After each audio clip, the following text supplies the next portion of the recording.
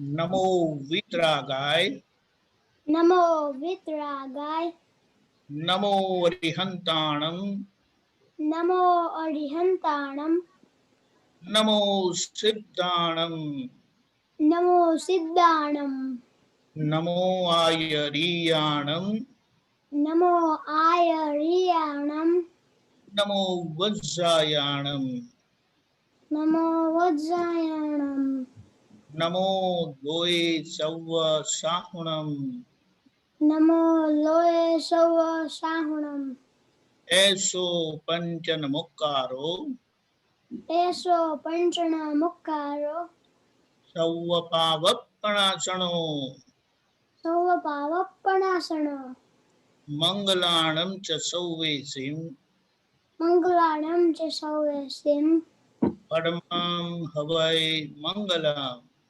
परमां हवै मंगलम् ओम नमो भगवते वासुदेवाय ओम नमो भगवते वासुदेवाय ओम नमः शिवाय ओम नमः शिवाय जय सच्चिदानंद जय सच्चिदानंद Good job. जय जय सच्चिदानंद सच्चिदानंद नाउ જય સચ્ચિદાનંદ. जय सच्चिदानंद તમારા બદલે ત્રિમંત્ર બોલ્યો પછી sorry okay Satchidanand ji okay. Jai Kawan, do you have Satchidanand. question for Satchidanand ji હા બોલો, અવાજ આવે છે બરાબર? यस બરાબર છે ઓકે ઓકે, ચાલો, સરસ સરસ, ready. Okay, Jai Satchidanand Mahatmao, please have your questions ready.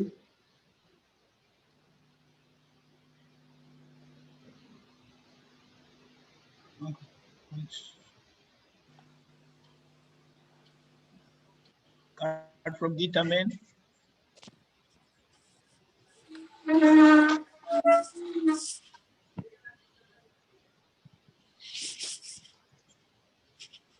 Light Gita કરું bhai? જરા, એક જ મિનિટ, લાઈટ કરી દઉં. Okay. સામે અંદર આવે છે.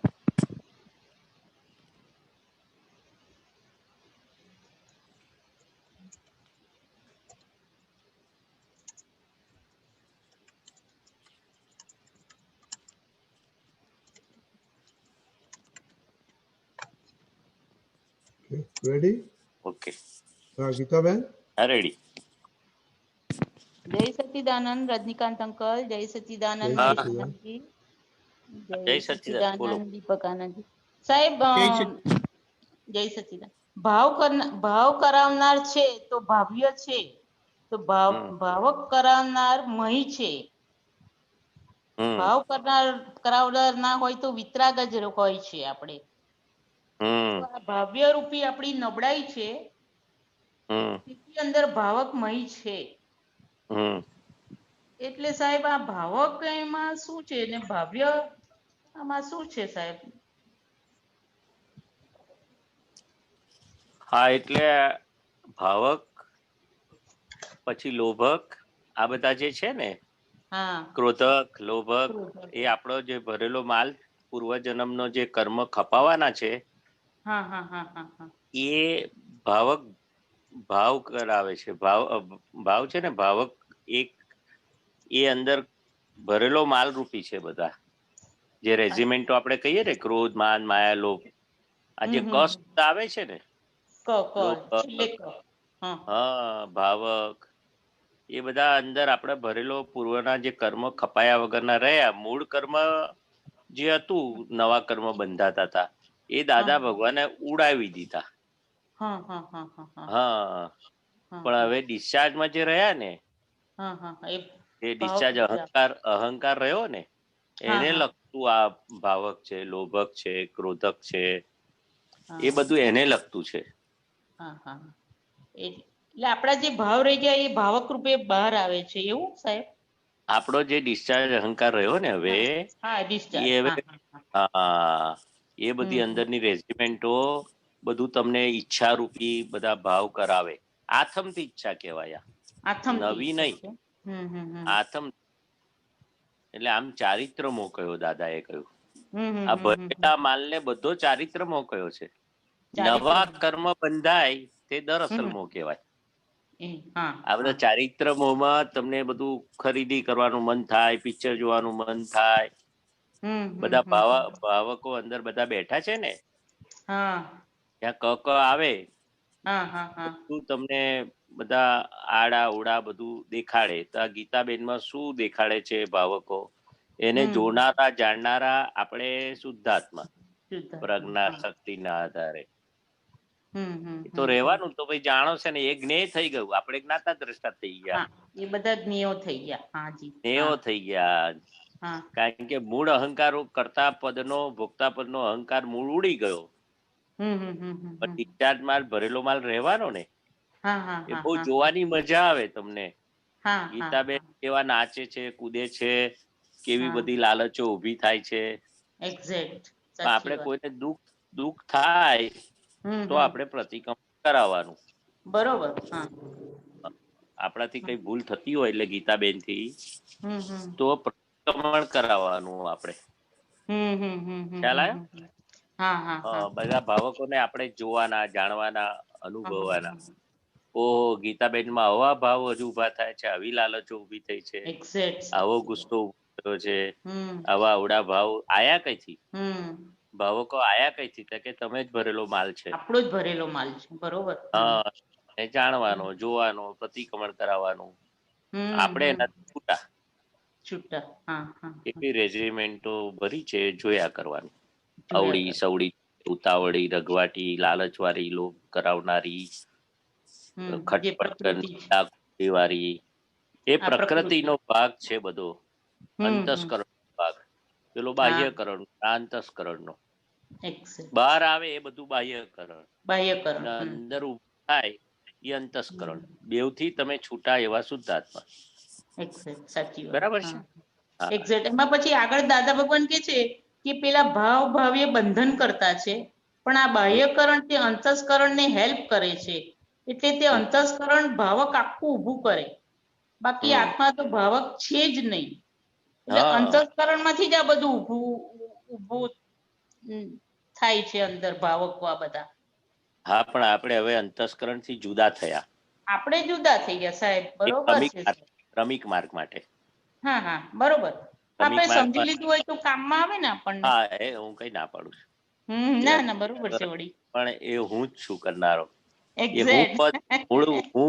હું જે ઉડાઈ દીધું ને, મૂળ હું ઉડાઈ દીધું. હવે ડિસ્ચાર્જ રૂપે હું રહ્યું. ડિસ્ચાર્જ રૂપે હું રહ્યું આપણું. એ હું ડિસ્ચાર્જ રૂપે હું રહ્યું ને, એના આપણે જાણનારા જોનારા થયા. જોવા જાણનારા. બહુ મજા આવે. બહુ જ આવે છે. અરે તો જાણો શું તમે? આવું બધું બોલો, ભરેલા માલ રૂપી ડિસ્ચાર્જ અહંકાર રૂપી હું શું કરાવે છે એ બધું ખબર પડે. એ હવે નોખા રહીને જોવાનું છે. એ આનંદ. મને થઈ ગયું કે મારે એમાંથી નીકળી ગયા, આપણે હું ને મારામાંથી નીકળી ગયા. હું ને મારા. બરાબર. છોડાવી દીધું દાદા ભગવાને. રજનીકાંત અંકલ એક પૂછું? બોલો. હાજી, મહેશ આનંદજી સાહેબ, દાદા ભગવાન કે છે કે ગૂંચ કઈ પડે ત્યારે 100 ઇંચી ડંખ મારે એવો ડંખ લાગે આપણને. એટલે એ ગૂંચ એટલે એ વખતે શું થાય છે સાહેબ? એ ગૂંચ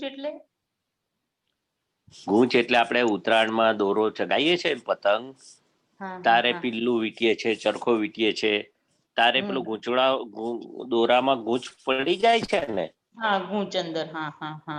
આ બાજુ પતંગ ઉડતી હોય આપડી, અને આ બાજુ ગૂંચ પડે તો કેવું ગુંગળામાં આપડી જશે. હવે શું થશે? આ દોરાનો ડાકો પછી ગાંઠ તોડીને ગાંઠ મારવી પડે, ગૂંચ ઉકલે નહીં. અને આજે પતંગના દોરામાં ગાંઠ મારવાની હોય તો આપણને કેટલું બધું અંદર એ થાય કે સાલું દોરો એક ગાંઠ વગરનો ફીરકો લાવી લો અને ગૂંચ ઉકલી નહીં તો આપણે ગાંઠ મારવી પડે. એટલે દાદા ભગવાને કહ્યું કે ગમે તેવું થાય, તમે જો ટકરાવ ટાળો, અથડામણ ટાળો. અથડામણ થાય એટલે ગૂંચ પડે ત્યારે તમે ચાલો. એટલે દાદા કે છે જીવન વ્યવહારમાં ક્યારેય પણ કોઈની સાથે અથડામણમાં આવતા નહીં, નહીં તો ગૂંચ પડી ખરી વાત છે. એ ગાંઠ બંધાઈ જાય, ગાંઠ બંધાઈ જાય ત્યારે જ ગાંઠ બંધાઈ જાય છે. ત્યારે જ ગાંઠ બંધાય. દોરાની ગાંઠ ક્યારે બંધાય? ગૂંચ ઉકલે નહીં તારે. જો ગૂંચ ઉકેલી નાખો તો ગંઠાળ દોરો ના થાય. તો આપણો વ્યવહાર કેવો હોય કે ગૂંચ વગર, ગાંઠ વગરનો. અંદર જે ગાંઠ પડે છે, હવે હું એને જોઈ લઈશ, એ ગાંઠ પડી. એના માટે અભાવ તિરસ્કાર થાય, એ ગાંઠ પડી. એટલે આ બહારના ભાગને, ગીતાબેનના અંતસ્કરણને, બાહ્યકરણને એવી રીતે જોવાના છે આપણે શુદ્ધાત્મા તરીકે. કોઈ પણ વ્યવહારમાં કઈ ગૂંચ ના પડવી જોઈએ. બરોબર, સરસ, કરેક્ટ. તાતો ના રહે, તાતો રહે છે, હજુ આપણને નોંધ રહે છે. આ બધું નોંધ છે, તાતો છે, એ ગૂંચ કહેવાય. ના, એને તો આવો વ્યવહાર કર્યો તો આપણે નોંધ રાખીએ. હા, એ બધું ગાંઠ કહેવાય. નોંધ રાખીએ, તાતો રાખીએ. એટલે વ્યવહાર આપણે સંભાવે નિકાલ કરી નાખવાનું કહ્યું. સંભાવે નિકાલ એટલે ગૂંચ વગરનો વ્યવહાર. સમભાવે નિકાલ, બરોબર. એટલો સંભાવ ના નિકાલ થયો એટલો પાછો વ્યવહાર આવશે ઉકેલવાનો. હા, એટલે સંભાવે નિકાલ કરી નાખવાનો. તાતો નહીં રાખવાનો, વેર નહીં રાખવાનું, અંદર રાખવાની, દ્વેષ નહીં રાખવાનો, રાગ નહીં રાખવાનો. બધું આવી ગયું સંભાવે નિકાલમાં. બધું જ આવી ગયું.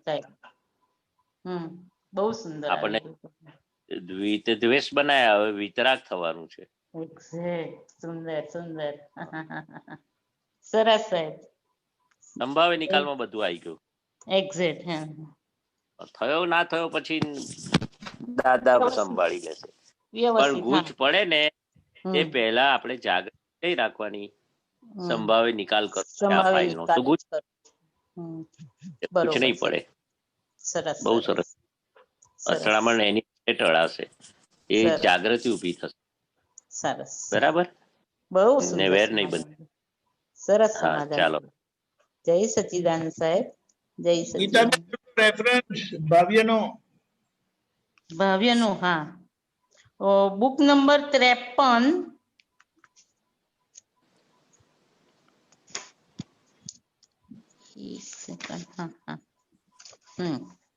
બુક નંબર 53, પાનું નંબર 30, 15/3/79, વડોદરા. ઓકે, હાજી. જય સચ્ચિદાનંદ. નરેશભાઈ.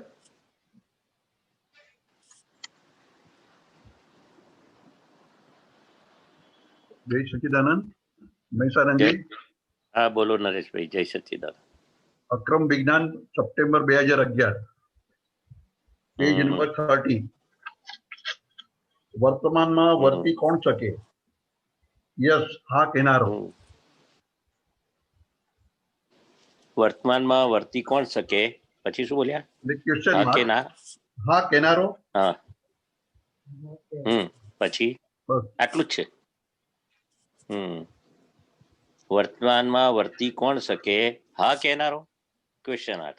યસ, હા કહેનારો. હા, એટલો જ ને. હું એ બોલ્યો બરાબર છે.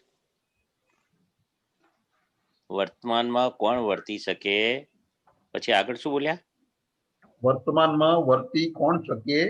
Question mark. પછી યસ, હા કહેનારો. અચ્છા, એટલે શું આ વ્યવહારની ભાષા છે.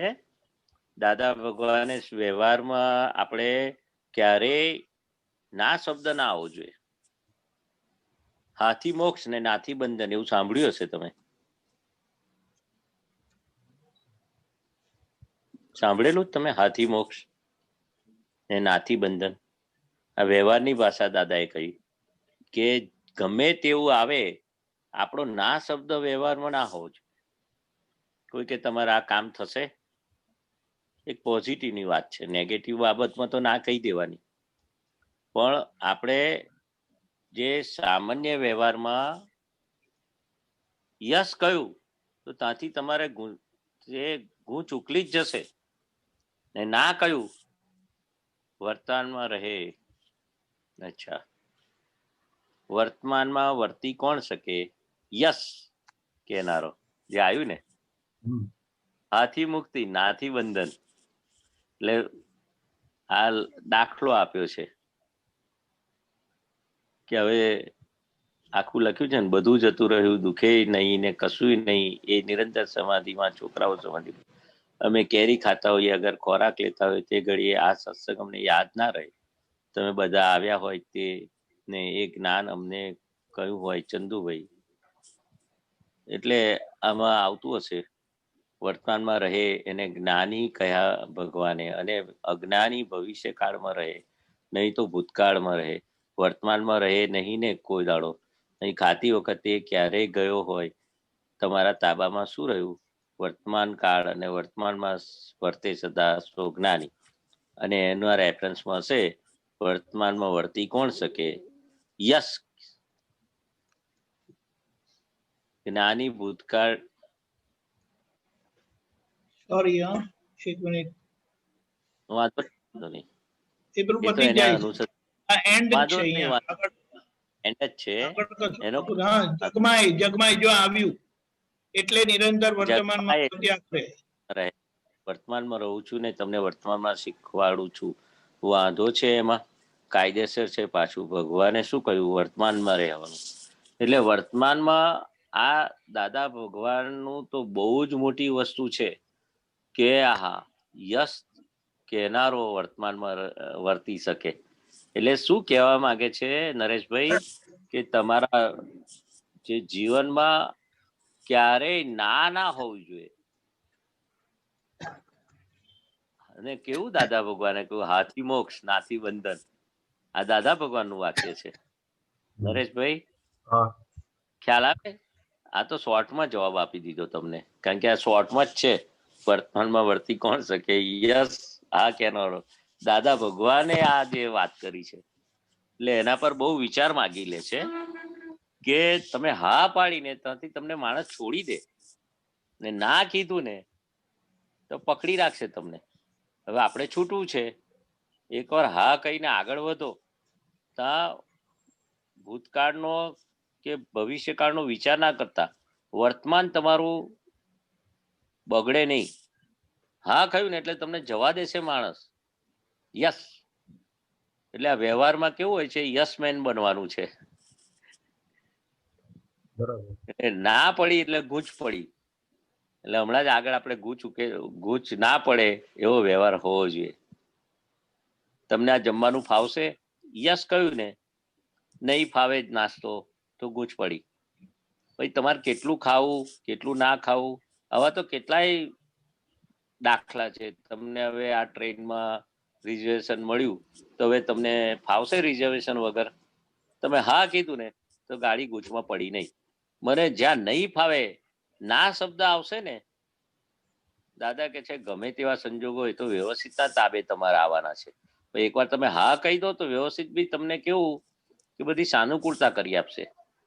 હા એટલે પોઝિટિવ, ના એટલે નેગેટિવ. એટલે જીવનમાં સુખી થવાનો માર્ગ પોઝિટિવ રસ્તો છે. નેગેટિવ થી ક્યારેય ઉકેલ આવવાનો નથી. ઉડતું સંજોગો તમને આવે છે એ તમારા વ્યવસ્થિતના આધારે આવવાના છે. પણ તમે ના પાડીને એટલે બધા તમને પ્રતિકૂળ સંજોગો બધા તમને એ ભોગવટો એવો આવશે. તમે હા કહ્યું ને એટલે દરેક એટલા બધા દાખલા છે દાદા ભગવાનના કે જીવન રોજ બરોજ વ્યવહારમાં ફાવશે કે નહીં ફાવે. તમે ફાવશે હા પાડી દીધી ને તો અંદરથી પણ તમને આનંદ આવશે ને બહાર પણ એવા સંજોગો તમને ભેગા થશે. આ તો આના પર તો આખો ચોપડી લખાય, નિબંધ લખાય, હાથી મોક્ષ ને નાથી બંધન. કેવું દાદા ભગવાનની શોધખોળ હશે. એટલું નાનું છે સેન્ટન્સ દરેક બાબતમાં. ભૂતકાળ યાદ આવે, વર્તમાનમાં ભૂતકાળ યાદ આવે તો વર્તમાનમાં જીવાય નહીં ને, એટલે ભૂતકાળ આપણને હા એ ભૂતકાળ જે બની ગયું છે વર્તમાનમાં દાદા ભગવાન નતા કહેતા કે અમે પાટલા જીવન ચરિત્રમાં અમે આવા હતા તેવા હતા, હીરાબા સાથે આવું બનેલું, એ બધું આપણને સત્સંગમાં કહેતા હતા ને, તો ભૂતકાળ એ આપણા માટે એ વખતે વર્તમાન થઈ ગયો. ભૂતકાળમાં થયેલી ભૂલોના આપણે પ્રતિક્રમણ નથી કરતા, તે આપણા માટે વર્તમાન થઈ ગયો. આપણું ચિત્ત ત્યાં ભૂતકાળના દ્રશ્યોને જોઈને એનું આપણે પ્રતિક્રમણ કર્યું કે આપણે ભૂતકાળનો અનુભવ લીધો. આપણે અત્યારે અત્યારે મેં આ ભૂલ કરેલી, આ ભૂલ કરેલી, આ ભૂલ કરેલી. તે ભૂલો તમને સામે દ્રશ્યો બી દેખાય. જે દાદા ભગવાન એમના જીવન ચરિત્રનું ભૂતકાળની આપણને વાત કરતા હતા, તે વર્તમાનમાં રહ્યા કહેવાય. આપણે હજુ વર્તમાન શું છે એ આપણે સમજતા નથી. ભૂતકાળ ગયો, પણ ભૂતકાળનું આપણે વાત કરીએ ને એ વર્તમાન થયો કહેવાય. કારણ કે આપણું ચિત્ત તા એ ભૂતકાળનો જે આપણો અનુભવ છે એને આપણે પ્રેઝન્ટ કરીએ છીએ, એટલે આપણા માટે વર્તમાન થયું. આ તો સમજવા માટે વાત કરીએ છે. વર્તમાન એટલે શું કે તમારી ચિત્તની હાજરી રાખો છો ને ભૂતકાળની વાત કરો. વર્તમાન એટલે તમે શું માનો છો એ પહેલા વર્તમાન સમજી લો. વર્તમાન કાળ વર્તમાન વર્તે સદા સો જ્ઞાની. દાદા ભગવાન પોતાના જીવન ચરિત્રના દાખલા જે રજૂ કરતા હતા એમાં આપણને દેખાય કે આમ પ્રસંગો દેખાય. એ કે છે અમને તો બધું દેખાય, આવું બન્યું, આવું બન્યું, આવું બની ગયું ભૂતકાળમાં. પણ ચિત્તની હાજરીથી એને જે વર્ણન કરતા હતા, તો આપણે ચિત્તની હાજરી રાખવી એ આપણા માટે વર્તમાન કયું. વર્તમાન તમે શું એને માનો છો? જો તમારી ચિત્તની હાજરી ના રહી તે વર્તમાનમાં રહ્યા ના કહેવાય. આ એની ડેફિનેશન કઈ છે દાદા ભગવાને. ખ્યાલ આવ્યો તમને હું શું કહેવા માંગુ છું? કે જ્ઞાની પુરુષ જ્યારે પોતાની જાગૃતિ સહિત એમની વાણી નીકળતી હોય, નિરંતર જાગ્રત હોય દાદા ભગવાન. આપણે શું કહીએ છીએ, જમવાનું આપણે જમીએ છીએ, વર્તમાનમાં જ જમીએ છીએ. આ તો દાખલો આલું છે સમજવા માટે. પણ આપણું ચિત્ત જો ગયું ભૂતકાળમાં કે ભવિષ્ય કાળમાં, તો વર્તમાનમાં રહ્યા ના કહેવાય. અથવા ભૂતકાળની કઈ પણ વાત કરતા હોય એમાં ચિત્ત હાજર રહ્યું આમ ફોટા સાથે, આમ તે વર્તમાન કહેવાય. વર્તમાન એટલે જે સંજોગોમાં જે કામ કરતા હોય એમાં ચિત્તની હાજરી રાખો, પ્રેઝન્ટેશન આપણું ચિત્ત હાજર રહે, એને વર્તમાન કહ્યું. જમતી વખતે, બ્રશ કરતી વખતે, નાતી વખતે, દરેક ક્રિયામાં ચિત્તની હાજરી રાખો.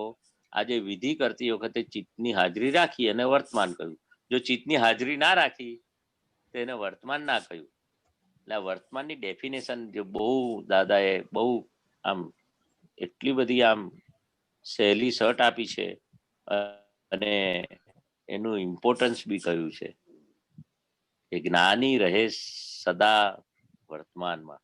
જમતી વખતે, નાતી વખતે, બ્રશ કરતી વખતે, દરેક ક્રિયા વખતે ચિત્તની હાજરી. ચિત્તની હાજરી એટલે નરેશભાઈ શું કરે છે, કેટલું મન એનું ઊંચું નીચું થાય છે, કયા વિચારો આવે છે, બુદ્ધિ શું કરે છે, એ ચિત્તની હાજરી કહેવાય.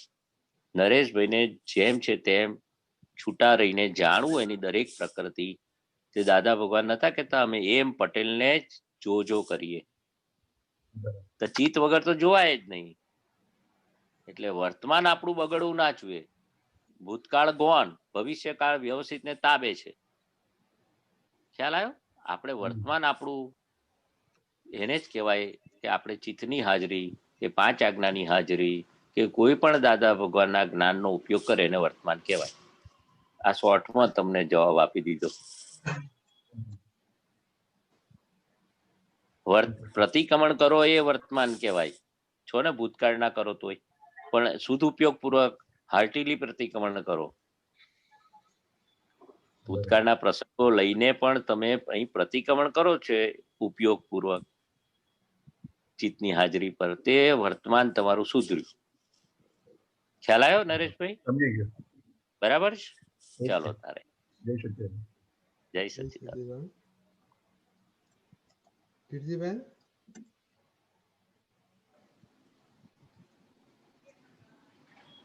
જય સચ્ચિદાનંદ. જય સચ્ચિદાનંદ. બેન જય સચિદાનંદ.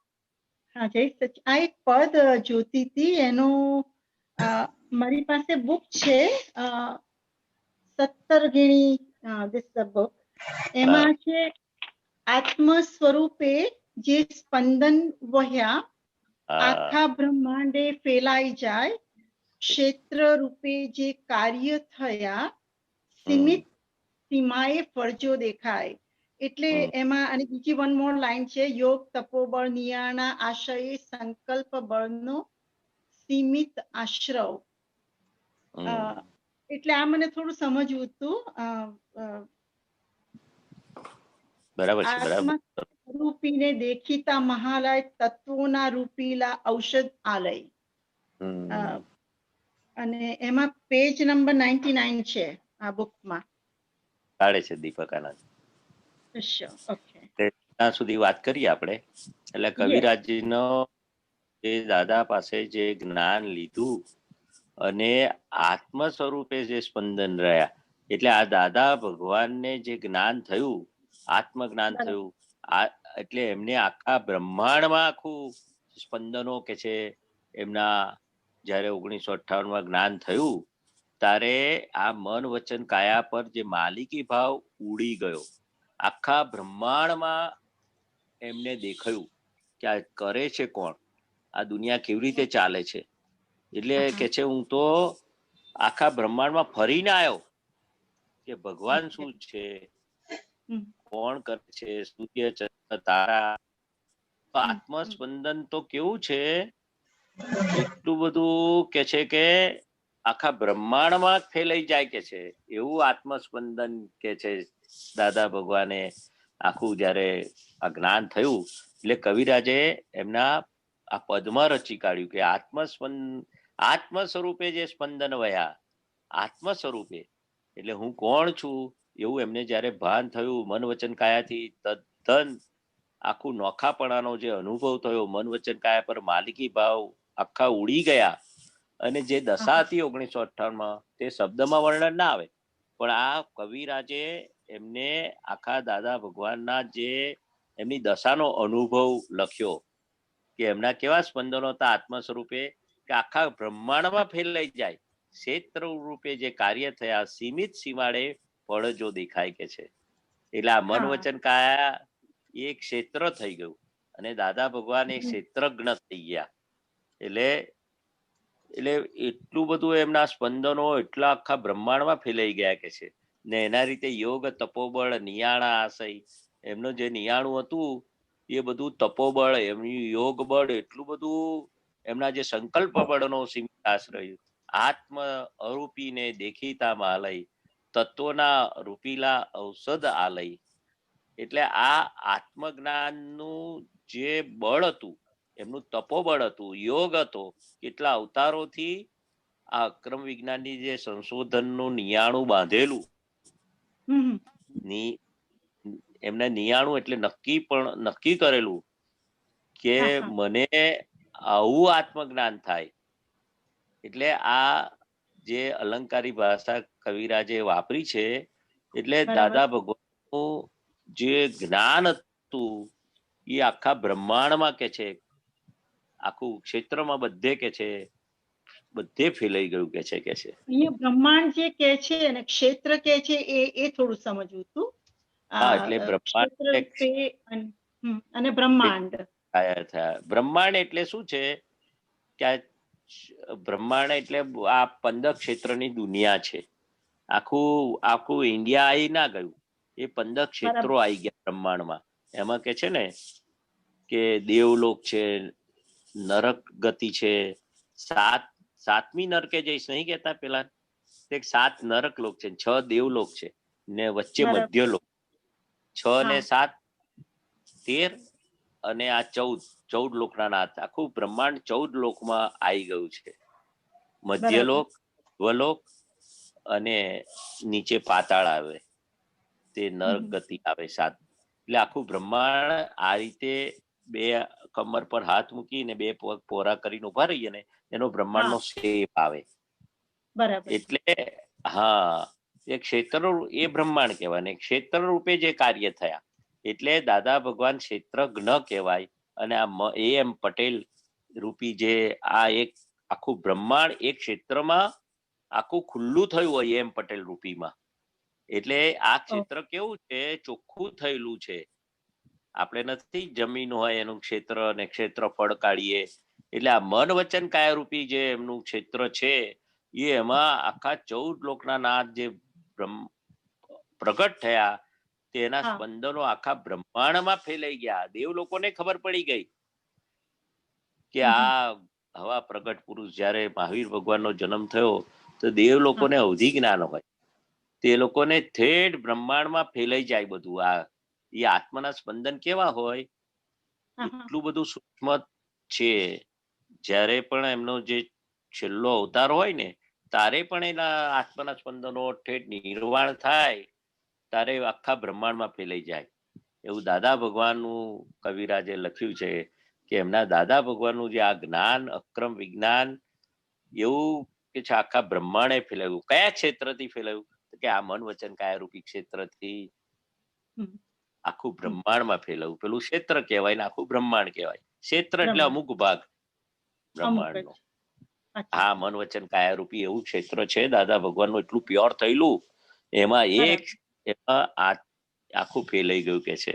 પણ ક્યારે ફેલાય કે આ બધું પ્યોરિટી એમનામાં આવી ગઈ મન વચન કાયા રૂપી એક ક્ષેત્રમાં. અને પોતે ક્ષેત્રજ્ઞ એટલે એનાથી પણ જુદા એવા શુદ્ધાત્મા 14 લોકના નાથ દાદા ભગવાન. ને મન વચન કાયા ક્ષેત્ર અને દાદા ભગવાન ક્ષેત્રજ્ઞ એનાથી જુદા. ક્ષેત્રજ્ઞ જાણનારા હા એ અંદર મૂળ દાદા ભગવાન એ ક્ષેત્રજ્ઞ. અને મન વચન કાયા એટલું બધું પ્યોર થઈ ગયેલું તે ક્ષેત્ર એટલે મન વચન કાયા રૂપી જે શરીર છે એમનું એ ક્ષેત્ર ને એના ક્ષેત્રજ્ઞ કહેવાય. ને બ્રહ્માંડ તો તમને વાત કરી ને એના નીચે થોડું પદમાં નીચે થોડો છે નીચેના પોર્શનમાં શુદ્ધાત્મા થઈને શુદ્ધાત્મા બોલ્યા અસ્થિમાં સફળ મોક્ષામૃત મિલ્યા. એટલે હા એ નીચે ખ્યાલ. શુદ્ધાત્મા થઈને શુદ્ધાત્મા બોલ્યા. શુદ્ધાત્મા થયા વગર કોઈ શુદ્ધાત્મા બોલી ના શકે. એ તો સમજ પડી ગઈ ને. લોકો આત્મા શબ્દ જાણે છે, શાસ્ત્રમાં લખ્યો છે, પણ દાદા ભગવાન કહે છે એક જ વખત જો શુદ્ધાત્મા થઈને તું શુદ્ધાત્મા બોલે ને, જે આપણને દાદા ભગવાને જ્ઞાન આપ્યું કે ખરેખર તું કોણ છે, એ શુદ્ધ ચેતન આત્મા છું, તું શુદ્ધાત્મા છું. એક જ વખત શુદ્ધાત્મા થઈને શુદ્ધાત્મા બોલવાનું. અત્યારે લોકો શું છે, શુદ્ધાત્મા થયા નથી પણ હું આત્મા છું, હું આત્મા છું, હું જુદો છું મન વચન કાયાથી. એ બધા ક્રમિકમાં બધું એ છે ને, શુદ્ધાત્મા થયા નથી. પણ શાસ્ત્રમાં કે છે કે ખરેખર એટલે આ બહુ મોટી વસ્તુ છે કે અસીમાં સફળ મોક્ષામૃત મિલ્યા. એટલે સીમા વગર આપણે દાદા વગરના અસીમ જયકાર બોલીએ છે ને, વિધાઉટ લિમિટ તમે સફળ સક્સેસ ગયા. મોક્ષનું અમૃત જે તમને પાયું દાદા ભગવાને, મોક્ષામૃત, મોક્ષનું અમૃત તમને પ્રાપ્ત થયું. નિરંતર અમૃતના ટપકા પડે. હું શુદ્ધાત્મા છું એ નિરંતર અમૃતના ટપકા, અને મન વચન કાયા હું છું એ આખો નિરંતર પોઈઝનના ટપકા. અમૃતની સામે પોઈઝન, પોઈઝનની ઓપોઝિટ અમૃત. ખ્યાલ આવ્યો? એટલે હું ને મારું પણ ગયું તે અમૃત ટપકે કે છે. શુદ્ધાત્માની ગુફામાં બેસાડી દીધા આપણને. સ્વરૂપે લીનતા સ્થિરતામાં ફોર્યા કે છે. સ્વરૂપમાં લીન થઈ ગયા અને આપણે સ્થિરતામાં ફોર્યા. એટલે સ્થિરતા જબરજસ્ત ઉભી થઈ. બોમ્બ પડે તો તમારા પેટનું પાણી હાલે નહીં. કહ્યું ને, કોઈ કે છે આવું થશે તેવું થશે, તો કે શુદ્ધાત્માનું મરણ ક્યારેય થવાનું નથી. અમર પદ આપ્યું, અવિનાશી પદ આપ્યું. સ્વરૂપમાં લીન થયા એટલે સ્વરૂપમાં લીન એટલે હું શુદ્ધાત્મા છું એ સ્વરૂપમાં લીન થઈ ગયા. કેવળ જ્ઞાનમાં પરમાનંદ સીજી ગયું કે છે. પરમાનંદ આપણે ખીચડી સીજીએ તારે થાય ને પાકે, એવું કે છે કે કેવળ જ્ઞાનમાં પરમાનંદ સીજ્યા કે છે. એ નિરંતર પરમાનંદમાં સ્થિર થઈ ગયા સીજ્યા. એટલે એનો આવિર્ભાવ, સુખનો આવિર્ભાવ, એટલો બધો પરમાનંદ આવે કેવળ જ્ઞાનમાં હા કે બરફ પરે તમે અગ્નિ મૂકો ને તો બરફ હા. દાજે નહીં. હમ.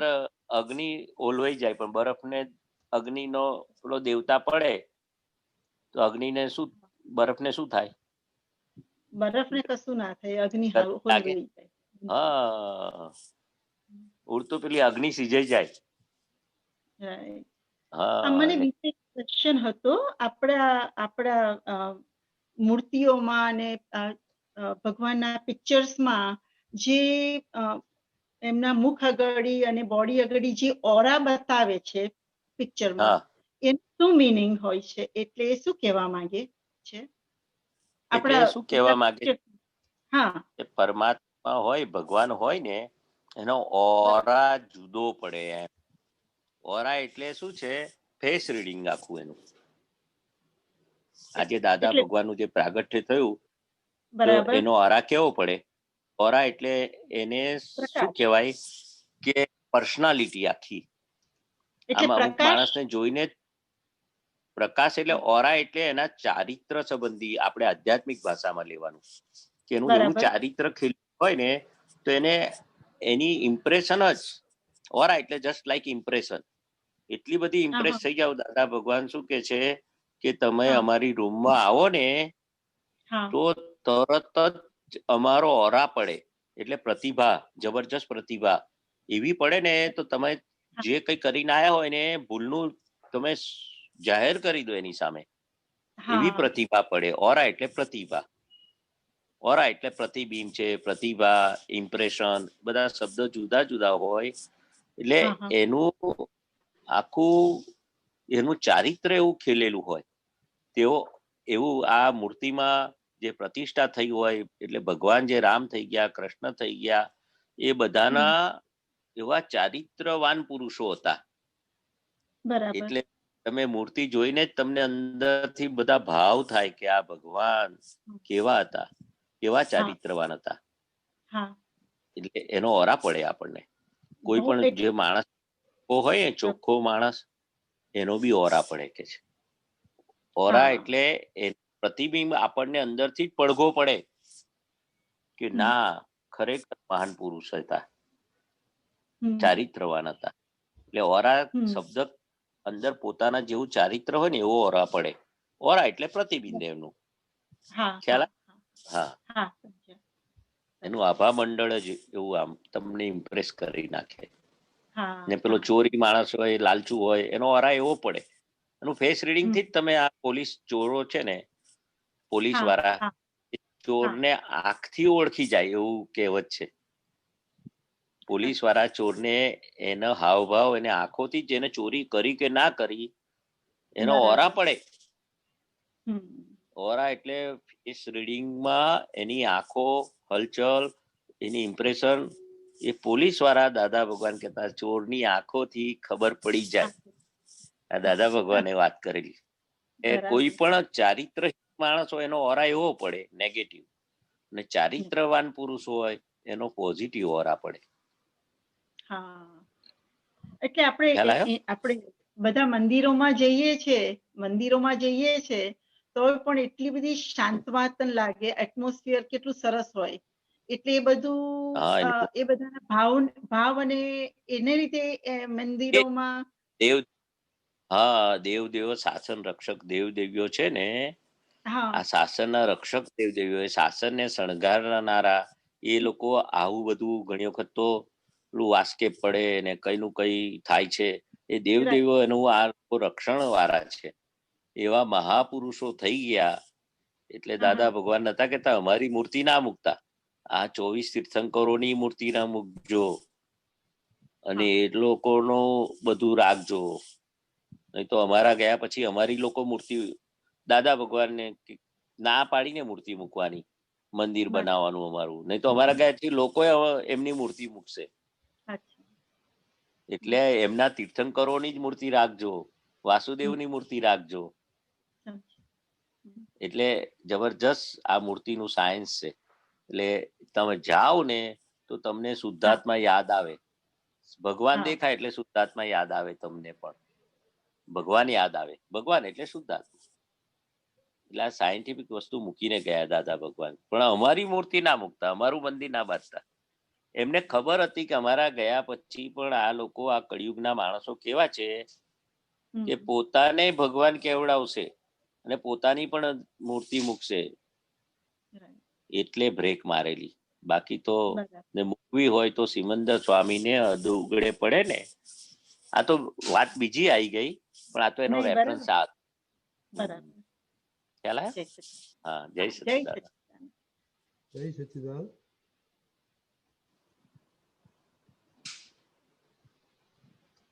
ઉમેશભાઈ.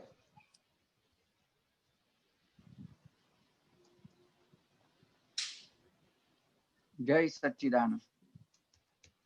જય સચ્ચિદાનંદ ઉમેશભાઈ, બોલો બોલો. જય સચ્ચિદાનંદ. જય સચ્ચિદાનંદ, બોલો બોલો. હા, આપણે જે આ કીર્તિબેન સાથે સત્સંગ ચાલતો હતો ને, એનું જે એક જીવંત ઉદાહરણ કે આપણા દાદાનો ઐશ્વર્ય એવું છે ઓરા વાળું કે જયારે સત્સંગ આપણો આ ત્યારે મનનો ઉઘાડે થાય ને આપણને વાત કરવાનું મન થાય, એ ઓરાનો પ્રભાવ. બાકી બીજે બહાર ઈચ્છા આપણે વિચારે ના આવે કે આપણે પછી બીજા ગણતરી ગણીએ કહું કે ના કહું. એટલે આ વિચાર આવ્યો ને હું એના સંદર્ભમાં જ વાત કરું છું કે ઘડી ઉપાધિનું મૂળ મુવા તું જ છે, એ ઉમેશને સમજાયું છે. બરાબર. અને એટલા માટે બધે આડો, એટલે આ મારું જે પદ છે ને, પદ ઉપર મારે ખાસ મારે એના પર સત્સંગ કરવો છે કે ભાઈ આ પદ મને વધારે લાગુ પડે છે. ના, એ બધાને લાગુ પડે છે, પણ તમારે કઈ પંક્તિ પર જાણવું છે? કારણ કે આ તો બહુ લાંબુ પદ છે, પણ તમે એક બે પંક્તિ સિલેક્ટ કરી બધાનો ટાઈમ બચી જાય. ના, બરાબર છે. એટલે તો ખાસ તો આ કે જે બીજ જાતે વાવેલા છે વટાઈ ને આપણાથી.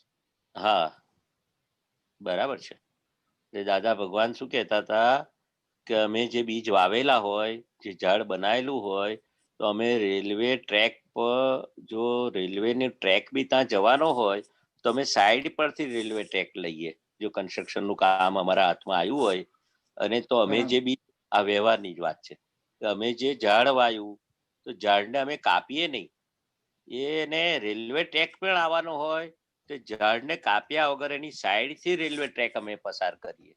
ત્યારે અમારે રોપેલું ઝાડ ઉગ્યું હોય, તેને બીજ વાવેલું હોય, પાણી છાંટેલા હોય, એ અમે ક્યારે વટાઈએ નહીં, રેલવે ટ્રેક સાઈડમાંથી લઈએ. આ એમને દ્રષ્ટાંત આપેલો.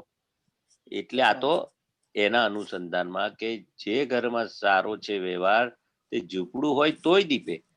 એ તો ખ્યાલ આવી ગયો ને. આપણો વ્યવહાર આદર્શ હોય તો પછી પૈસો ઓછો વધતો હોય, ઝૂંપડું હોય તોય દીપશે. અને પેલો રાજમહેલ જેવો મકાન હોય પણ ઘરમાં ક્લેશનું વાતાવરણ હોય, કંકાસ વાતાવરણ હોય, તો રાજમહેલ દીપે. મોટા રાજમહેલને સુખ સાહેબી હોય છતાં ક્લેશ વગરના વ્યવહાર એનું ઇમ્પોર્ટન્ટ છે. જ્યાં ક્લેશ નથી ત્યાં ઝૂંપડું હોય તોય દીપશે. ને જે બીજ વાવેલા છે જાતે, કે છે વટાય નહીં આપણાથી તે. અને નકામાં કોઈ પુષ્પ નથી, બગીચા ઘરના ફૂલ ને ફળ. એટલે આપણને આવો છે પણ એ બધા એમની રીતે બધા બરાબર છે, અને એ બધા આપણને એ રીતે ઉપયોગી જ છે. કદી ફરિયાદ હોટે ન ધર, કોને શું આવડે છે તું ખોજ. દરેકમાં સારા ગુણ હોય જ. કોઈ નકામો પુષ્પ છે જ નહીં. કાંટા હોય, ગુલાબની સાથે કાંટા હોય જ, પણ તને ગુલાબ તોડતી વખતે તારે જાગૃતિ રાખવાની છે, વ્યવહાર જાગૃતિ, કે કાંટો તને વાગે નહીં. આપણે શું છે, કાંટા વાળું ગુલાબ છે, કાંઈ એવું કરીએ છીએ આપણે? તે દરેક પ્રકૃતિમાં ખૂણા ખાચરા હોય જ. હા, પણ આપણે પોઝિટિવ લેવાનું કે એના સારા ગુણો કયા છે. કાંટા વાળો ગુલાબ છે, કાંટા એવું કરીએ છે, તો એનામાં કાંટા વાળા અવગુણ બી છે ને બીજા સદગુણ બી છે. સદગુણ ને લિફ્ટ કરવાનું. લાગતો હોય તો એના કાંટા કોઈ વખત વાગે ખરા, એ તો બધું એ તો જોડે આવે જ ને. પણ સાચવી રહીને ગુલાબ તોડો તો ના વાગે. બરાબર. આપણે કાંટા છે એવું બોલીએ છે ગુલાબ ઉગ્યો તારે? ના, નથી બોલતા. ઘરમાં એવા કોઈ વ્યક્તિને કેવું વગોવીએ છે, તારામાં અક્કલ ઓછી છે, તને આવડત ઓછી છે, એવું વગાવવાનું ને એના કયા સારા ગુણો છે ગુલાબ જેવા એ લેવાના છે, એવું કહેવા માંગે છે. આપણે શું કરીએ, એની પ્રકૃતિ છે કાંટાવાળી, એ લઈને આવ્યો છે. ગુલાબ કેવી એની પ્રકૃતિ લઈને આવ્યા છે, એવું આ કાંટાવાળી પ્રકૃતિ ગુલાબ લઈને આવ્યા છે. એવું દરેકનો પોતાનો સ્વભાવ પ્રકૃતિ એ કાંટાવાળી લઈને આવ્યા છે, એને વગવવાની નહીં. આપણે એનામાં સારા કયા ગુણ છે એ પિકઅપ કરવાના છે, પોઝિટિવ દ્રષ્ટિ. એને જ કીધું ને, સહેજ પણ કોઈનામાં નેગેટિવ જોવા જેવું નથી. તમે નેગેટિવ કેમ દેખાય છે? કારણ કે તમારી અંદર નેગેટિવ પડ્યું છે એટલે દેખાય છે. દાદા ભગવાને કેવું કહ્યું, અમને કોઈનું નેગેટિવ દેખાતું નથી, આખું જગત નિર્દોષ છે જ અને અમે જોઈએ છે. જો નિર્દોષ ના હોય, મુંબઈના હોલમાં પેલું મોટું સૂત્ર માર્યું છે ને, કાયમ માટે એ મગજમાં પેસી ગયું છે, સઘળી ઉપાધિનું મૂળ તું જ છે. એટલે કાયમ અમારા ઘરમાં ઉપયોગ થાય ને તારે કે તમને લાગુ પડે છે પપ્પા કે છે, સઘળી ઉપાધિનું મૂળ તું જ છે, તમને લાગુ પડે એવું બધાને, મને લાગુ પડે, બધાએ પોતા માટે લેવાનું છે. આ વસ્તુ બીજા માટે લેવાનું નથી. આ તો તમને છોકરાઓ શું છે, એલર્ટ કરે છે. આપણને કોઈ કહે ને કે તારા માટે લાગુ પડે તો આપણે પોઝિટિવ લેવાનું એમાં બી. હા ખરેખર ઉમેશ, તું આવો જ છું. ના બરાબર છે.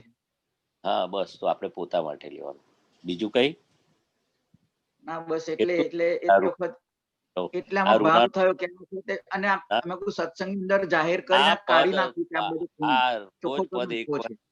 એક વખત તમારે ગાઈ લેવાનું, ઋણાનું મેળો, મળેલા પ્રાપ્ત કૌટુંબિક, નિભાવી લેવું જે આવ્યું કર્મનો ભારો. આ પદ છે ને, કર્મ ખપાવવાની દુકાન ને વેપારી ને ગ્રાહકી સંબંધ ને બધું, આ પદ છે ને ગાગા કરશો ને, કારણ કે એમાં વચન પણ છે દાદા ભગવાનનું બધું, જ્ઞાનના વાક્ય પણ દીધેલા છે. એટલે તમને એમને જ બધું રાગે પડી જશે. બરાબર. હા, બહુ સરસ છે. જય સચ્ચિદાનંદ. જય સચ્ચિદાનંદ. જય સચ્ચિદાનંદ. અક્ષય, અક્ષય. જય સચ્ચિદાનંદ મહેશાનંદજી. હા, જય સચ્ચિદાનંદ. પ્રશ્ન એ છે, પદ છે કવિરાજનું, મોક્ષ મળે છે નિયમથી, અંતર સંયમથી, સ્તુતિ જપ્યા પ્રાર્થના કરવા નિયમથી. તો જે અંતર સંયમ અહીંયા આગળ વાત કરી ને, અંતર સંયમ, એ સમજવું તું. અંતર સંયમ એટલે આપણો જે ક્રોધ, માન, માયા, લોભ ને અસંયમ કીધું. અને અંતર સંયમ એટલે આપણે જે એની ભરેલા માલની સામે આપણને કેવો સંયમ રહે છે, એને અંતર સંયમ કીધો.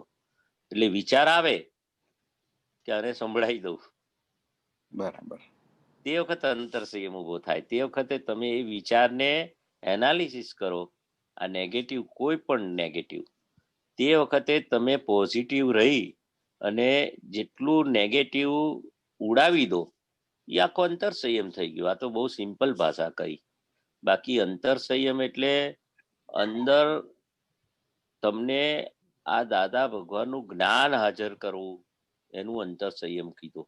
કોઈ પણ મેટર આવે એ જ્ઞાને કરીને, 5 આજ્ઞાએ કરીને, આખા સંયમ જ એને કીધો, કે જ્ઞાનને જ સંયમ કીધો. ને સંયમ એને જ કહેવાય કે કઈ પણ આપણને જાત હલાવા આવે છતાં પણ આપણે હારીએ નહીં, તેને સંયમ કીધો કે છે. પછી અંતસ્કરણમાં ગમે તેવો ભરેલો માલ ઉભો થાય તો એનું આપણે ગાંઠીએ નહીં.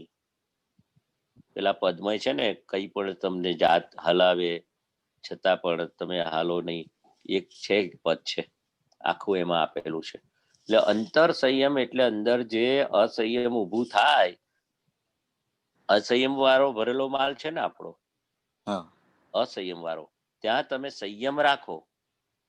સંયમ રાખો તે કે છે કે અને મોક્ષ મળે છે નિયમથી, અંતર સંયમથી. સ્તુતિ જપ યા પ્રાર્થના કરવા નિયમથી. આ નિયમ એટલું બધું શબ્દ દાદા ભગવાને આપ્યો છે ને કે નિયમ તમને મોક્ષે લઈ જાય છે. મોક્ષ મળે છે નિયમથી.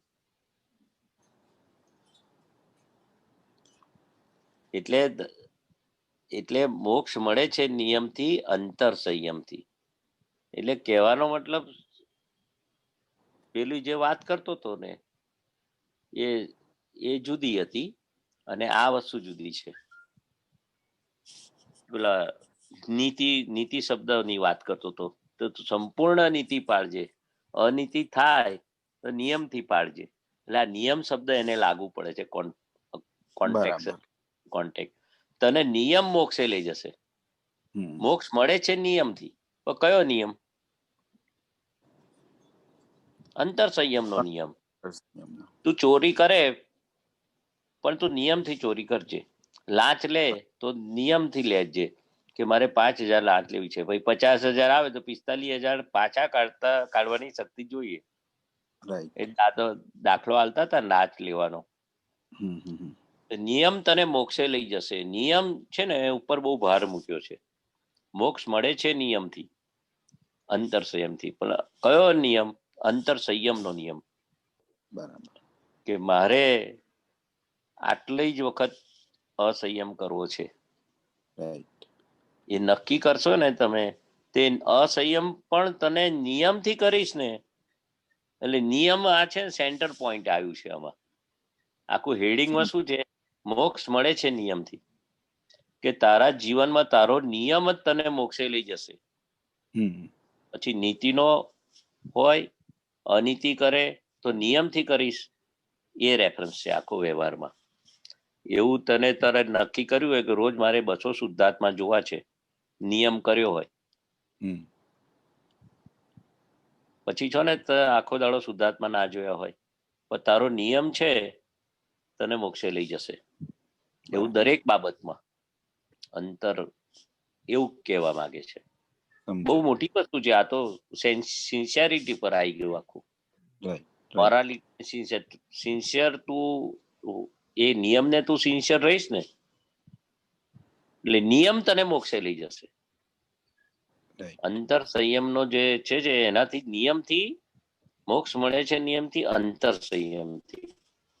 એટલે રેફરન્સ ટુ કોન્ટેક્ટ છે આ નિયમ. એટલે આખું તને અંતસ્કરણનો ભાગ અસંયમ કરાવશે તને.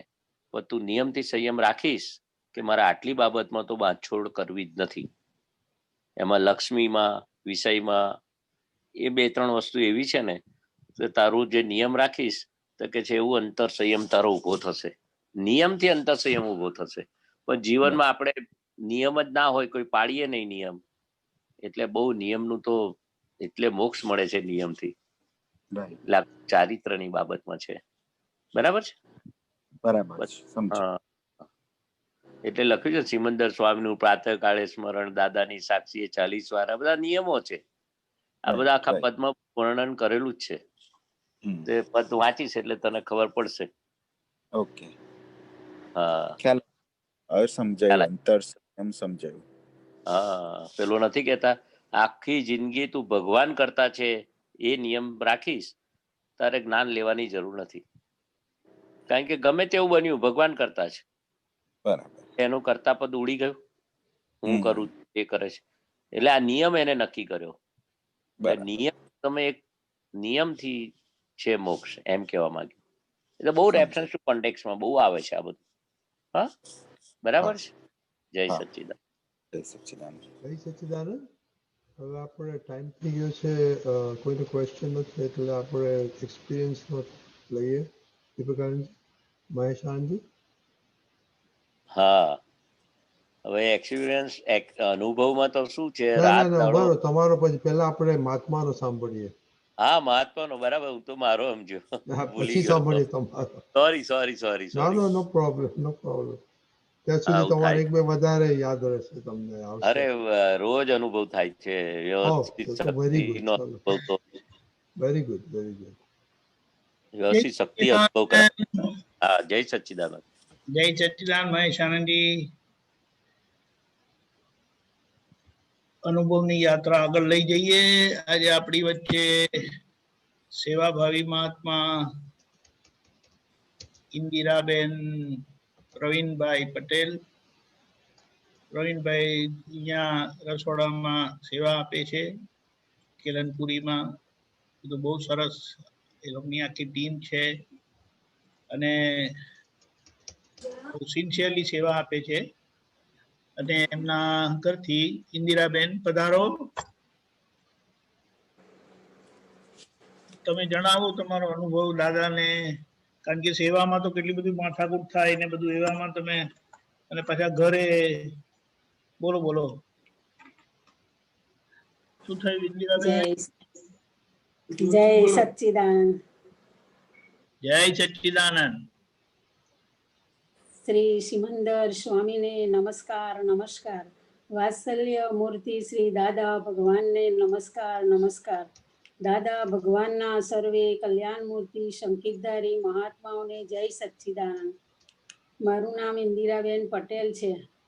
મહેન્દ્રભાઈ તથા ભારતી ભાભી મારા જેઠાણી થાય, જે હાલમાં શિકાગોમાં રહે છે. તેઓ દાદા ભગવાનની વાતો કરતા હતા અને અમને પણ દાદા ભગવાનના દર્શન કરવા આવવાનું કહેતા હતા. એક દિવસ અમે દાદાલયમાં ભારતી ભાભી સાથે દર્શન કરવા ગયા. દાદા ભગવાનના દર્શન કરતી વખતે જેવા અંગૂઠે માથું ટેકવું તે વખતે જ અંદર કંઈ જુદું લાગતું હતું. દર્શન કરીને ઘરે ગયા. રાત્રે પણ દાદા દેખાયા કરતા હતા. ત્યારથી દાદા ભગવાનમાં જવાનું નક્કી કર્યું. પછી દાદા ભગવાનનો જન્મોત્સવ 87માં કારેલીબાગમાં જ મહાત્મા ઠાકુરભાઈ અને જ્યોતિલાબેન ઉજવવાના હતા. તે દિવસે ત્યાં અમે બધા ગયા. ત્યાં આપતપુત્રો દાદા ભગવાનને ખુરશીમાં બેસાડીને ઉચકીને લાવતા હતા. બધા તે દિવસે દાદા ભગવાનના અસીમ જય જયકારો બોલતા બોલતા હતા. તે સાંભળીને હું ખૂબ જ ખુશ થઈ. આ આખો પ્રસંગ હું જોતી રહી હતી. જ્યારે દાદા ભગવાનના અસીમ જય જયકારોની સ્વરૂપ કીર્તન ભક્તિ હોય તો ઘણી વખત તે જ દાદા ભગવાનના દર્શન દેખાતા હોય છે. બાબુ કાકાના હોલમાં દાદા ભગવાનના સત્સંગ તથા કીર્તન ભક્તિમાં તેમજ વડોદરામાં 24 કલાકની કીર્તન ભક્તિમાં રેગ્યુલર જતા થયા. તે દરમિયાન આપતપુત્રો અને સંઘપતિ રસિક કાકા જોડે પરિચયમાં આવ્યો. મારો પહેલો પ્રસંગ દાદા ભગવાનની દિવ્ય જ્યોત વડોદરાથી સુરત મંદિરે લઈને જવાનો પ્રસંગ આવ્યો. ત્યારે રસિક કાકાએ પ્રવીણે પૂછ્યું કે બસમાં નામ લખાવ્યા કે નહીં. ત્યારે પ્રવીણે એક જ એનું નામ લખાવ્યું હતું. રસિક કાકાએ પૂછ્યું કે આ બેનનું નામ કેમ નથી લખાવ્યું. મેં તેમને કહ્યું કે મને બસમાં બેસવાથી વોમિટ શરૂ થાય છે. આ લાંબી મુસાફરીમાં મારે લીધે બધાને તકલીફ પડે એટલે લખાવ્યું નથી. રસિક કાકા તરત બોલ્યા, આપણે દાદા ભગવાનને સોંપી દેવું અને કહ્યું કે દાદા, હું આપણી અખંડ જ્યોત લઈને બસમાં જવાનું નક્કી કર્યું છે. તો આપ તમે મને તેમજ બીજા મહાત્માઓને તકલીફ ન પડે તે સાચવવાની જવાબદારી તમને સોંપી દઉં છું. આવું કહીને મારું નામ પણ લખાવી દીધું. સંજોગો વસાત જે બસમાં દાદાની દિવ્ય જ્યોત હતી તેમાં જ અમારો નંબર હતો. અમે સુરત જઈને આખો પ્રસંગ પતાવી સાંજે ઘરે આવ્યા. ત્યાં સુધી સહેજ પણ વોમિટ થઈ નહીં, તેમજ કોઈ પણ મહાત્માને તકલીફ પડી નથી. આ એક ચમત્કાર કહો કે જે ગણો તે આજ દિન સુધી બસમાં જઉં તો પણ વોમિટ થતી નથી. બીજો પ્રસંગ 91માં અમે જુલાઈ મહિનામાં મકાન લીધું અને ઓગસ્ટમાં રહેવાનો વિચારતા હતા. તે વખતે ઓગસ્ટમાં દરરોજ વરસાદ પડતો હતો કે શું કરવું. બીજે દિવસે બાબુ કાકાના હોલમાં સત્સંગ હતો. અમે સત્સંગમાં ગયા હતા. સત્સંગ પૂરો થતા બહાર આવ્યા ત્યાં રસિક કાકાએ પૂછ્યું કે મકાનમાં ક્યારે રહેવા જાઓ છો. ઇન્દિરાબેનથી કહેવાઈ ગયું કે પ્રવીણને વાસ્તુ કરવાનો વિચાર છે, પણ વરસાદને લીધે વિચારે છે કે શું કરવું. રસિક કાકા કહે કે જો પાછું વ્યવસ્થિતમાં ડખો કરે છે, વરસાદનું કામ કરશે, તારે કરવું છે તો તમે દાદા ભગવાનને સોંપી દો. સવારે સંબંધીઓને વાસ્તામાં બોલાવો અને સાંજે 2 કલાકની કીર્તન ભક્તિ ગોઠવી દેવાની, જેથી માણસોની સંખ્યા ઓછી રહે અને વ્યવસ્થામાં પણ જળવાઈ રહે. પછી દાદા એ જોઈ લેશે. આપણે આપણી પ્રમાણે તૈયારી રાખવી. જે દિવસે વાસ્તુ રાખ્યું હતું તેના આગલા દિવસથી જ વરસાદ બંધ થઈ ગયો. બીજે દિવસે વાસ્તુ પણ પતી ગયું અને 2 કલાકની દાદા ભગવાનના અસીમ જય જયકારોની કીર્તન ભક્તિ પણ પતી ગઈ. મહાત્માઓ પણ પ્રસાદ લઈને ઘરે ગયા. પછી સતત 3 દિવસ વરસાદ પડ્યો. સામાન પણ પેક કરેલો લાવી શક્યા નહીં અને 3 દિવસ મકાન માલિકના ઘરે જ જમ્યા. ત્યારથી નક્કી કર્યું કે જે કંઈ કામ હોય તે દાદાને સોંપી દેવું. વ્યવસ્થિતમાં ડખોડખલ કરવી નહીં. આપણે આપણું કામ બીજાને દુઃખ કે તકલીફ ન પડે તે રીતે કરતા રહેવું, જે ઉપરના અનુભવથી ખબર પડે છે. આપતા પુત્રો પણ ઘરે આવતા જતા હતા. પ્રવીણને કંપનીમાં જનરલ શિફ્ટ થયા પછી તો નવીનાનંદજી પણ સર્વિસ પરથી અમારા ઘરે આવતા. 2-3 કલાક બેસતા અને તેઓ દાદાજી સાથેના એમના અનુભવ કહેતા. 5 આજ્ઞાઓ પણ વિસ્તારપૂર્વક સમજાવતા, જેનાથી અમારા રોજિંદા જીવનમાં પણ ઘણો સુધારો થયો. ભરતાનંદજીના સત્સંગમાં કપટ ઉપર જે આ સમજ આપી, બહેનોને ઘરમાં છુપાવવાની ઘણી ટેવો હોય છે. ખાસ કરીને રૂપિયા જે સાડીની ઘડીમાં મૂકે, ક્યાં તો કવરમાં મૂકીને સંતાડતા હોય છે. ત્યારથી ઇન્દિરાબેનને રૂપિયા સાડીની ઘડીઓમાં મૂકતા તથા કવરમાં મૂકીને અન્ય ચીજોએ મૂકવાની જે ટેવ હતી તે જતી રહી. કમલેશાનંદજી ઘણી વખત સેવા બાબતમાં સમજ આપતા. નિસ્વાર્થપણે સેવા કરવી એ પણ કોઈ માણસની હોય કે આપના સત્સંગમાં હોય તો પણ તેનું ફળ પણ ઘણું જ ઊંચું મળતું હોય છે. બસ ત્યારથી સંઘમાં જે સેવાનો લાભ મળતો તે લેવાનું હું ચૂકતી નહીં. પછી તે કીર્તન ભક્તિ હોય, જન્મ જયંતિ હોય કે દાદાની પુણ્યતિથિ હોય તેમજ બીજા અન્ય પ્રોગ્રામમાં સેવા મળે તો તેનો લાભ અવશ્ય લઈ લઉં છું. મહેશાનંદજી જોડે ઘણી વખત 24 કલાકની કીર્તન ભક્તિમાં પણ જવાનો લાભ મળતો. તે વખતે તેઓ કીર્તન ભક્તિ વિશે સમજ આપતા. આ ભક્તિ આપણા પોતાના સ્વરૂપની જ ભક્તિ છે. જો દરરોજ 1 કલાકની દાદા ભગવાનના અસીમ જય જયકારોની કીર્તન ભક્તિ બોલવાથી એનું જે ફળ મળે છે તે આપની કલ્પનામાં પણ ન આવે એવું હોય છે. વડોદરાની બહેનો તરફથી કેલનપુરમાં 24 કલાકની દાદા ભગવાનના અસીમ જય જયકારોની સ્વરૂપની કીર્તન ભક્તિ રાખી હતી. કીર્તન ભક્તિ સત્સંગ હોલમાં હતી, પણ અમે બહેનોએ 1 કલાકની કીર્તન ભક્તિ સમાધિમાં કરવાનું વિચાર્યું. પછી અમે રાત્રે 9 થી 10 1 કલાકના સત્સ્થાનકમાં કીર્તન ભક્તિ કરી ત્યારે અમને દાદા ભગવાનના દર્શન થયા. આ એક અમારો બધાનો એક જ અનોખો અનુભવ થયો. કોરોનાના સમયમાં 7 મહિનાથી દીપકાનંદજી તેમજ રજનીભાઈએ જે આખા દિવસનો પ્રોગ્રામ બનાવ્યો તેમાં દરેક આપતપુત્રોના સહયોગથી જે દાદા ભગવાનના જ્ઞાનને વિસ્તારથી ખુલાસા આપીને મહાત્માઓને જ્ઞાનમાં રહેવામાં સરળતા કરી આપી છે, તે બદલ દરેક આપતપુત્રો તેમજ રજનીભાઈનો હૃદયથી આભાર માનું છું. દાદા ભગવાનમાં મને લાવવામાં મહેન્દ્રભાઈ તથા ભારતી ભાભીનો પણ ખૂબ જ આભાર માનું છું. દાદા ભગવાનના પ્રોગ્રામમાં તેમજ કંઈ પણ કામ માટે જવાનું થાય તો કોઈ પણ દિવસ મારો પુત્ર મિહિર તેમજ પુત્રવધુ હિરલના ના નથી પાડી, તેથી તેમનો પણ આભાર માનું છું. મારા બોલવામાં જો કંઈ ભૂલ થઈ હોય તેમજ કોઈને દુઃખ થયું હોય તો હૃદયથી માફી માંગુ છું. દરેક આપતો પુત્રો તેમજ મહાત્માઓ એવા આશીર્વાદ આપો કે હું દાદા ભગવાનના જ્ઞાનમાં રહી શકું, તેમજ જય સચ્ચિદાનંદ સંઘની મારે લાયક જે કઈ સેવા આવે તે કરવાની શક્તિ આપો. જય સચ્ચિદાનંદ. જય સચ્ચિદાનંદ. ટૂંકામાં ઘણું બધું કહી દીધું ને તમે તો. બહુ સારી વાત છે. પહેલી વાત શું કીધું?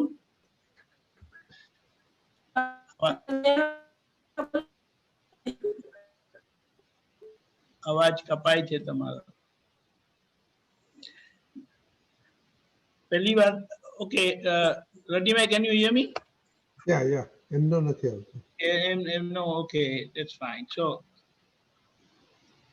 જય સચ્ચિદાનંદ પ્રવીણભાઈ. ઇન્દિરાબેન સંભળાય છે? તમે તમારો વિડીયો ઓફ રાખજો જોઈએ તો હમણાં તો તમને સંભળાશે.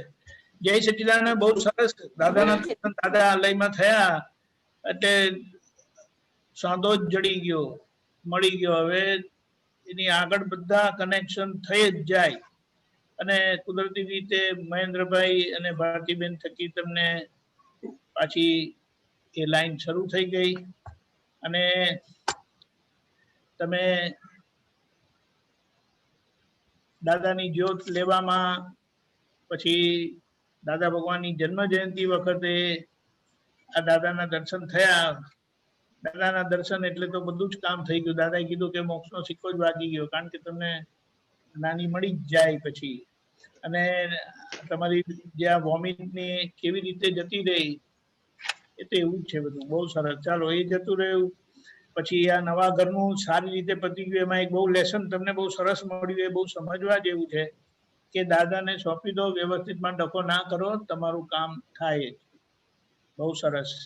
અને ભરત પાસેથી એટલે આપતા પુત્ર થકી તમને પૈસા છુપાવવાની એમાંથી નીકળી ગયા, સેવામાં લાગી ગયા. દાદાએ બહુ સરસ કીધું છે કે અમારા મહાત્માની સેવા, જેમને સેવા જોઈતી નથી અને તમે જો એ સેવાનું બીડો ઉપાડી લો તો આપણું ક્યાં સંજોગ અને આ બધા કર્મ, કારણ કે વ્યવહારના ધક્કા લઈને આવેલા છે. આજે આ કાળમાં કોઈ એમાંથી બાદ નથી. અને જેમને આ સેવાનો ભાગ કર્યો ને એમને તો કુદરતની એટલી બધી મહેર થઈ જાય છે ને કે આપણા વ્યવહારના ધક્કા એમને એમ બધા ધોવાઈ જાય છે, ખસી જાય છે. પછી કીર્તન ભક્તિનું તમને સરસ બોધ મળ્યો. અમારા મહેશ આનંદજી છે તો તમારે બોલતા બોલતા ક્યાં તમને 24 કલાકની કીર્તન ભક્તિમાં જ નાખી દે. અને એ સારી વસ્તુ છે, દાદા ભગવાનની આજ્ઞા છે. અને એ કીર્તન ભક્તિમાં દાદા ભગવાનના દર્શન થયા. અને આખરે એક વસ્તુ બહુ સરસ થઈ છે કે દાદાએ કીધું કે જેમને આ જ્ઞાન મળ્યું ને એમને વ્યવહાર તો સંભાવે નિકાલ પૂરતો જ રહ્યો છે. અને એ આપણને અનુભવ થાય છે. પણ આ લોકડાઉનના સંજોગમાં આપણને જે અવિરત સત્સંગ મળ્યો ને મળતો રહે છે એ આપણે વ્યવહારમાં ખરેખર હવે કામ હોય ને ત્યારે જ જઈએ છે, બાકી જતા જ નથી. એ બહુ સરસ થઈ ગયું. રજનીભાઈ બી કશે કઈ જવાનું હોય, કઈ કામ હોય ત્યારે જ જાય છે, નહીં તો એ હાજર ના હાજર જ રહે. તરુબેન એ બધા મહાત્માને અનુભવ છે કે જ્ઞાન મળ્યા પછી, કારણ કે અનંત અવતાર આપણે સંસાર માટે કાઢ્યા છે, એમાં એની લપમાં અને એનો કોઈ છેડો આવ્યો નહીં. હવે આ જ્ઞાન મળ્યું છે તો સત્સંગથી અને એની સમજણથી અને એમાં જ બધો આખો આપણો ઉપયોગ રહે તો એ સંસારનો સંભાવે નિકાલનો જ લક્ષ્ય રહે. એમાં ફરવા જવાય નહીં. અને આ રીતે સારી રીતે પતી જશે આપણી યાત્રા, મોક્ષની યાત્રા. હવે કારણ કે જ્ઞાન મળ્યું એટલે હવે બીજે કશે જવાનું રહ્યું નહીં. તમારી ભાવના છે અને આપણો આ સત્સંગ ચાલતો જ રહે. જય સચ્ચિદાનંદ. ખૂબ ખૂબ આભાર ઇન્દિરાબેન. જય સચ્ચિદાનંદ ઇન્દિરાબેન, બહુ સરસ તમારો એક્સપિરિયન્સ. હવે આપણે મહેશ આનંદજીને સાંભળીએ, પછી ત્રિમંત્ર બોલાવે તો તમે ફોલો કરજો. મહેશ આનંદજી, તમારો એક્સપિરિયન્સ. જય સચ્ચિદાનંદ. એટલે આ કીર્તન ભક્તિની સંભળાય છે? હા, તમે વિડીયો ઓફ કરો હમણાં, જરા તમારું નથી કનેક્શન બેડ લાગે છે. મારો વિડીયો ઓફ કરું? હા, એટલે અવાજ સરખો આવે પછી. ઓકે, બોલો. હા, બરાબર છે. એટલે મેં કન્ફર્મ કર્યું સંભળાય છે એમ. હા, બોલો હવે બોલો. સંભળાય ક્લિયર છે અવાજ? હા, બોલો સંભળાય છે. હા, એટલે આમાં આ તો અનુભવમાં હમણાં કીર્તન ભક્તિની વાત નીકળી, એનો અનુભવ કરી દઉં. અમે જોધપુરમાં ગયેલા અને આ કીર્તન ભક્તિ શું કામ કરે છે અને કેવી રીતે ગોઠવાય છે. તો અમે તો રાતે 10 સવા 10 સુધી 5 આપતો પુત્ર હતા, લલિતભાઈ ને હતા, ને 10 સવા 10 સુધી સત્સંગ કર્યો. તો પછી મેં જરા રિક્વેસ્ટ કરી બધાને કે અત્યારે બધી વ્યવહાર થઈ, વાત ને બધી થઈ ને કે હવે આપણે 10 મિનિટ કીર્તન ભક્તિ બોલીએ. દીપકાનંદ બી હતા, બીજા થઈને 5 આપતો પુત્ર, 2 મહાત્મા, 2-3 મહાત્મા હતા. તો આ રીતે મેં 10 વાગે મેં કહું ચલો હું કીર્તન ભક્તિ 10 મિનિટ બોલાવું છું, પછી આપણે સુઈ જઈએ. તો મેં તો શરૂઆત કરી તો બંધ જ ના રહે. 1 કલાક થયો, સવા કલાક થયો. પૂર્ણિમા ભાભી પણ જોડે જ હતા, શોભનાબેન હતા જોડે. અને એ લોકોએ બધાએ કહ્યું કે બધા તાના લોકોને, લલિતભાઈના ફેમિલીને, સરોજબેને, શશી દીદીને કે મહેશભાઈને કહો બંધ કરે. કે અમારાથી ના કહેવાય બંધ કરવાનું. મને બંધ કરવાનો આમ ઈચ્છા જ નથી થતી. આ બધા આમ ઘરના બધા જે અજયજી, વિજયજી, એમના ફેમિલી બધું. તો રાતે 12 વાગ્યા, 1 વાગ્યો. તો તો આખું આમ બધા ઉઠીને આવવા માંડ્યા કીર્તન ભક્તિમાં. ને આ કીર્તન ભક્તિ કે હવે સવારે 6 વાગે બંધ કરીશું. તો પછી આપતો પુત્રો બધા, લલિતભાઈ 3 વાગે આવી ગયા, સુનીતાબેન તો હતા તાના તાજ. અને આ કહેવાનો અનુભવનો આશય શું હતો કે 10 જ મિનિટ કીર્તન ભક્તિ ગાઈને આપણે સત્સંગ બંધ કરવાનો હતો. તો સવારે બધા આવવા માંડ્યા ને હવે કે છે કે હવે રાતે 10 વાગે ચાલુ થઈ તો સવારે 10 વાગે બંધ કરીશું 12 કલાક. સવારે 10 વાગ્યા છતાં પણ બધાને શું થયું કે ચાલુ રાખો, તો રાતે 10 વાગે બંધ કરી 24 કલાક પૂરા કર્યા. આવું 2 વાર થયું જોધપુરમાં, બીજે કશે જ થયું નથી. આ ફરીવાર પણ એવું જ બન્યું કે સુનીતાબેને કહ્યું કે મારા મધર ઓફ થયા, નીચે રહેતા હતા, નીચે સેલરમાં ભોંયરું જેવું છે એ જ મકાનમાં. તો કે છે કે મહેશભાઈ આપણે 8 કલાક કે 6-7 કલાકની સવારે ચાલુ થાય તો સાંજે આપણે 6 કલાક એટલે સાંજે 8 વાગે બંધ કરીએ. તો એમાં પણ એવું થયું. તો 24 ત્યાં પણ 6-7 કલાકની કીર્તન ભક્તિ હતી. તો રાતે અમે જાગીને 24 કલાક બીજે દાડે પૂરા કર્યા. મારી તો ટ્રેનની ટિકિટ હતી, પણ મેં કોઈને કહ્યું નહીં કે હું નથી જવાનો છું, એ રીતે નક્કી હતું. પણ સંજોગો કેવા હતા, કીર્તન ભક્તિ કોઈને બંધ કરવાની ઈચ્છા ના થાય ને મને એવું કે મારે જવું જ છે એવું બી નહીં, ટિકિટ થઈ ગયેલી મારી. મેં કહ્યું નથી કોઈને હું નહીં જઉં કે જવાનો છું. તે આખી રાત ચાલી કીર્તન ભક્તિ, 24 કલાક પૂરા થયા. એટલે આ જે લલિતભાઈને ઘરે બન્યું છે ને, તો ક્યારે આ કીર્તન ભક્તિ એટલું બધું દાદાનું ઐશ્વર્ય કામ કરે. 24 કલાક કરવું હોય ને ઘરે તો પ્લાનિંગ કરીને કરવું પડે. આ વિધાઉટ પ્લાનિંગ થી 24, આ કેટલા વખતથી અનુભવ કેવો હતો યાદ નતો આવતો. વિધાઉટ પ્લાનિંગ થી 2 વખત 24 કલાકથી કીર્તન ભક્તિ પૂરી થઈ ગઈ. ઘણાને થાય કે આ કીર્તન ભક્તિ કરવી છે, મહેશભાઈ ને તો લાવાય જ નહીં, 24 કલાક પૂરા કરી નાખશે. એટલે આ તો આપણા કોઈના હાથમાં નથી. વ્યવસ્થિત શક્તિ જો કેવું કામ કરે છે. તમે નક્કી કરો કે મારે કીર્તન ભક્તિ માં નિમિત્ત બનવું છે તો બોલો. હું કઈ 24 કલાક જાગ્યો નથી. મને તો રાતે સાંજે બપોર પછી એમનો પાર્ટી જે તીવરીનું આ જે ખેતર લીધેલું, હમણાં આખું સંકુલ તૈયાર થયું, મને તો ડ્રાઈવર મોકલી દીધેલું, ત્યાં વિધિ કરવા ગયેલો હું. તો બપોરનો તો 4 વાગ્યાનો ગયેલો, સાંજે 3 કે 4 વાગ્યા, તો સાંજે 6-6:30 જમવાના ટાઈમે ઘરે આવ્યો. ને આ બાજુ કીર્તન ભક્તિ ચાલુ હતું. જમીને તરત હું તો બેસી ગયો. રાતે 10 વાગે ટ્રેન હતી, પણ હું તો ચાલુ જ રાખી, ગયો જ નથી. અને આમ 24 કલાક પૂરા કરી થઈ ગયા.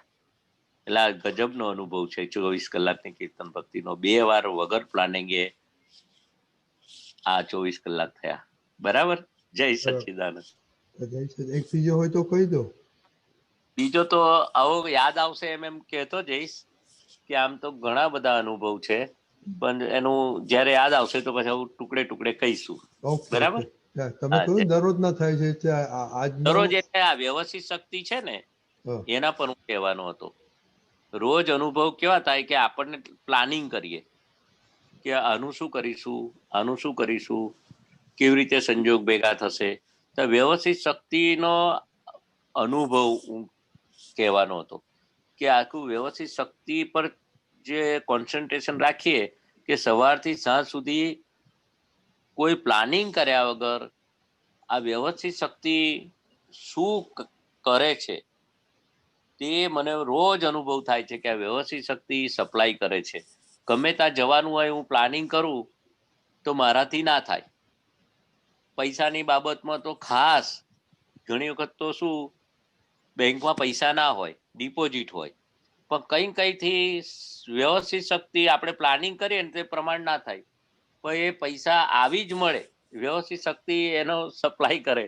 એવું આ તો પૈસાની બાબતમાં કહ્યું કે આનું શું કરીશું, આને પેમેન્ટ આપવાનું છે, આનું બિલ, લાઇટ બિલ ભરવાનું છે, ગેસ બિલ ભરવાનું છે.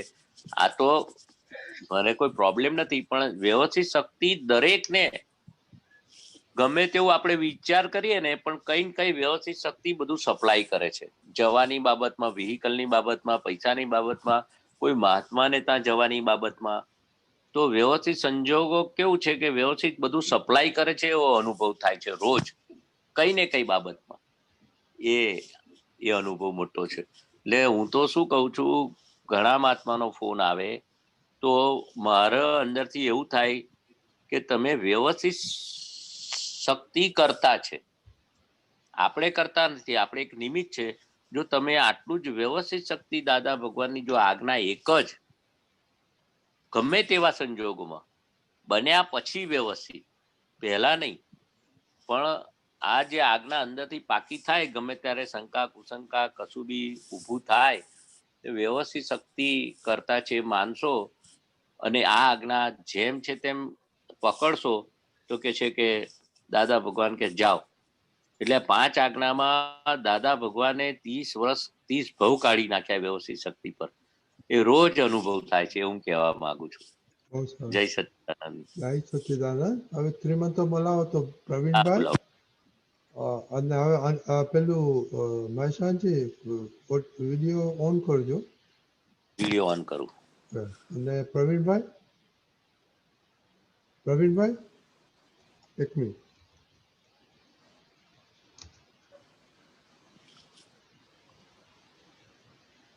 અનમ્યુટ કરો પ્રવીણભાઈ. હા, જય સચ્ચા, જય સચ્ચા. આ તમે શ્રીમંતો ફોલો કરજો. જય સચ્ચિદાનંદ. બોલવાના. નમો વિતરાગાય, નમો વિતરાગાય, નમો અરિહંતાણમ, નમો અરિહંતાણમ, નમો સિદ્ધાણમ, નમો સિદ્ધાણમ, નમો આયરિયાણમ, નમો આયરિયાણમ, નમો વજ્જાયાણમ, નમો વજ્જાયાણમ, નમો લોહે સૌ સાહુણમ, નમો લોહે સવ સૌનમ, એસો પંચ નમુક્કારો, એસો પંચનમુક્કારો, સૌ અપા વપણાસણો, સૌ પાવપણાસનો, મંગલાણમ ચ સૌવેસી, મંગલાણમ ચ સૌવેસી, પડમમ હવૈ મંગલમ. પરમ હવૈ મંગલમ. ઓમ નમો ભગવતે વાસુદેવાય. ઓમ નમો ભગવતે વાસુદેવાય. ઓમ નમઃ શિવાય. ઓમ નમઃ શિવાય. જય સચ્ચિદાનંદ. જય સચ્ચિદાનંદ.